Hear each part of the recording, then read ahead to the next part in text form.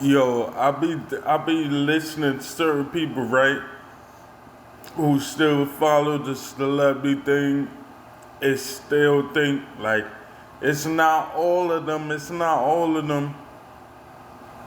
right? Here it is. I gave you a couple already. Like people out here giving you different people, but they be saying like, yo, it's not all of them. Yo, let me tell you something. It's all of them. All of them. They sold their soul. They sell their soul. Now, I'm gonna give you a little thing. Notice, especially for like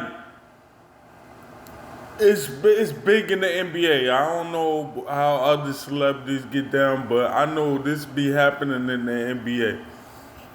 When the NBA player makes it big, yo, they father be dying, bro. They fathers just be out here dying. Like everybody, like either you don't have your daddy in life or you have your daddy in life until you make it big and then your father just mysteriously gets sick and die. Now some of these players be coming from the hood where they be like they fathers be helping raise the family through some crazy times. But as soon as they get big, the father just died. Or the father's non-existence. The father's not there. The father neglectful. Mr. KD, one of your biggest speeches, your biggest speech, your MVP speech, when you bigged up your mother's the real MVP of all of this, right? So you had everybody out here thinking that okay, your mom's raised you Amaru, you came from the hood, your mother had to raise you, whatever the case may be. Like, if that was a true story, that was Amaru, Mr. KD. And then all of a sudden, you did a recent interview on the Pivot podcast, right? You had a recent interview where you cleared that up after all these years, bro. The real MVP was your mother, and then on the recent joint, you cleared it up. Oh, I did have my dad in my life. My dad helped me, and you know, it would they like your mom and your dad was separated. Some bullcrap you said, but for the most part, you said that your dad was in your life and he did what he had to do for you and things like that. They did the best they can, but your speech was predicated on your mom, bro. Now here it is. Like I said, I don't take nothing away from the single woman who got to raise their child.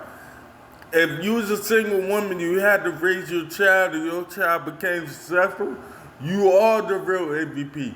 But let me tell you something. Like I said, how they be trying to get rid of men and they do the best they can to take away from the man. Yo, you had your daddy in your life. You not one time did you give him props. What you said on that Pivot podcast, that man should have been honored from the jump, just like your mama.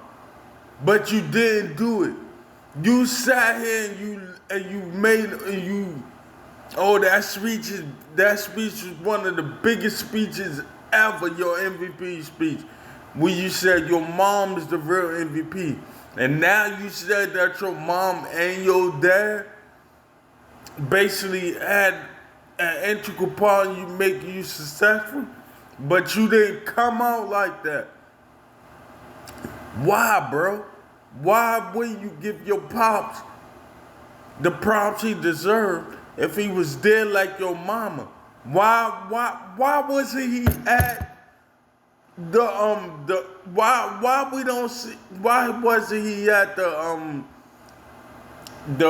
festivities when you got your MVP? How come we never see him at the games and nothing like that? But your mama is everywhere. Now, I'm not disrespecting because, like I said, that's your parent. Your mama is there. Like, your mama hold you down and things like that. Like, you supposed to honor your mama.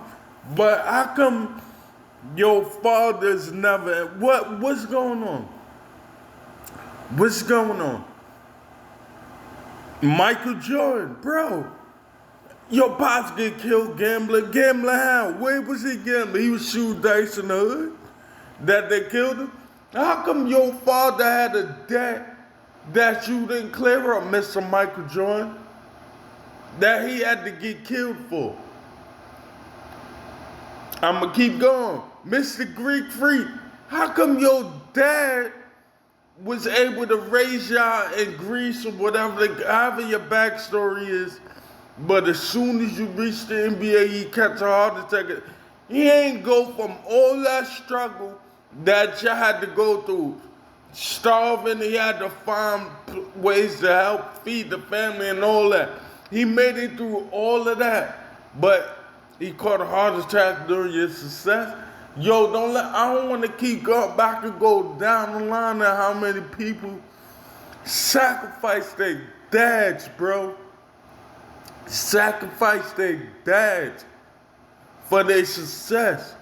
And I'm like, yo, y'all talk about all of these people now, all of them celebrities. They sold their souls. They sold out. It's time for them to go. We no longer care about them. We no longer want them here. We ain't selling out other people so we can make it big. We want to make it big. We gotta go through it. This is how God go. This is how God works. They don't make you sacrifice nobody so you can make it big. You want to make it big, you gotta sacrifice because it's you who's doing it. That's why you follow God. Leave that other nigga alone, bro. We don't follow the other dude. It's God over here.